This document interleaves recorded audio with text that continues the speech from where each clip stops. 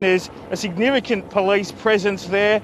A number of these protesters chanting freedom, hurling abuse at the media as well as the police.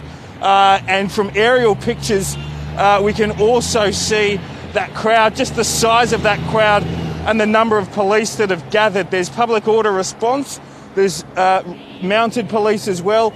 Also riot police have mobilised to try and manage this crowd, which I must say was expressing some level of vitriol towards the police officers here. So they've walked from the Shrine, where we saw a number of arrests, to here at Albert Park Lake. We saw them then attempt to walk back towards the Shrine. That was unsuccessful once police blocked them off.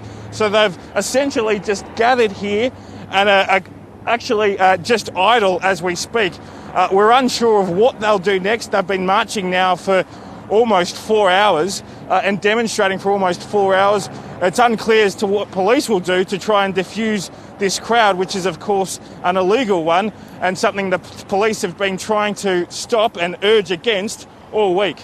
So something of a standoff there, Elias, and this all comes amid a growing sense of optimism there in Victoria, given that those latest case numbers, they are slowly but steadily coming down.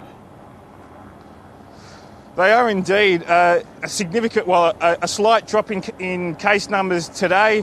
Some new case numbers in Colac in regional Victoria.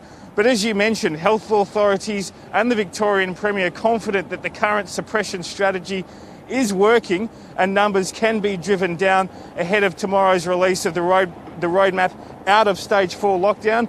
Let's have a listen to the Premier on today's figures. No one is really advocating to open and be open for just a few weeks. And if you opened at these levels, that is exactly what would happen. It would be 5 minutes of sunshine and then a third wave that arguably will be even more devastating than the second. We just have to find a way to be as steadfast as this virus. It is stubborn. The tail of the second wave is a stubborn thing, and we are seeing these numbers come down.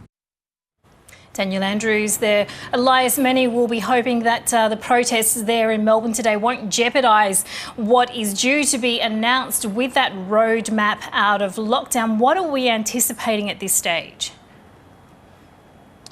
Well, the Premier and the Chief Health Officer, Professor Brett Sutton, wouldn't be drawn on any speculation as to what tomorrow's roadmap could include.